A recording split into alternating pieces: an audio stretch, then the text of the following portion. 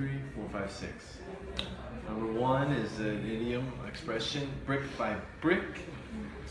So it could be used literally if you're building a house, brick by brick, but usually it's used as an expression.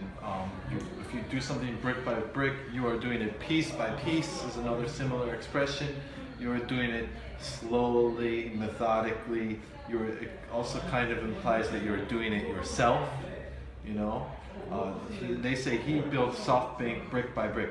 Did he really do everything himself? No, but he was in charge. He was doing it brick by brick, a piece here, and adding another piece, and adding another piece.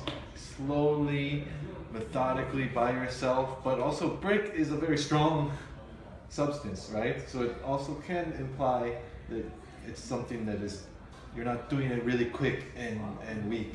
You're doing it slowly and strong, and making sure that it's strong. Number two, to groom. So here groom is used as a verb. Of course, if you use it as a noun, it is talking about bride and groom in the wedding. But when it's used as a verb, it is a completely different meaning, and it means to prepare or train someone. So in our reading, it's talking about how he is grooming this guy. What was his name again? Aurora. Mr. Son was grooming Aurora to become his replacement, to become the next CEO. So grooming him, preparing him, training him. It kind of implies that you're doing it, you know, yourself. There is some kind of self-interest involved, right? He wants him to take his place, to groom him to take his place, or to join him. You know, you're doing it for a reason. Another way that it's used is to talk about grooming the dog or cat, pet grooming. So it may sound unrelated, but when you think about it, when you're grooming the cat, you're kind of preparing it.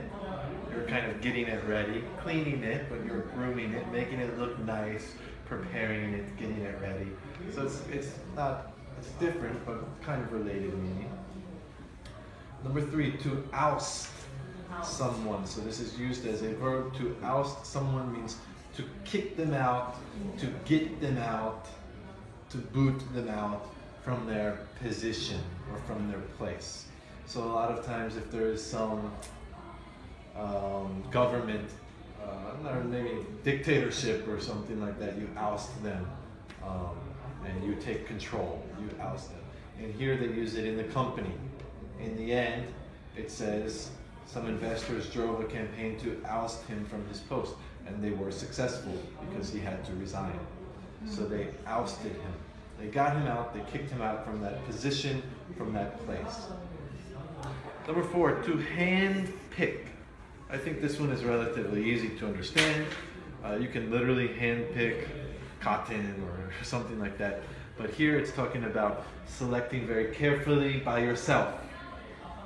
You know, I am hand picking this. I have a purpose in my mind.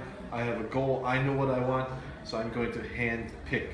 I'm going to do it myself. Just like he hand picked Mr. Aurora. He did not have a vote, you know, go to the board of directors and say, let's choose together. No, he hand picked it. He did it himself. He chose it. Number five, the heir apparent. So the heir is someone who will take the throne next or become the leader next. An heir apparent is someone who is probably, most likely, it appears. That is where the word apparent comes from the word appear. It appears like this person will be the next heir. Mr. Son never gave an official announcement that Mr. Aurora will be next. They did not make a contract. It was not completely official, but everyone around the company and even outside of the company can look and see and understand, oh, it looks like, it appears that he will be the next heir. So he is the heir apparent. It can be used for a company, for a dynasty, or kingdom, or dictatorship, or anything like that. A sports team, you know, if there's one very old championship team, but soon they will retire, and the younger guys, you think, oh, they're the heir apparent. They will be the next generation of champions or successful people. And number 6, behemoth. Behemoth is a noun which just means a massive, very big in size or power. Something.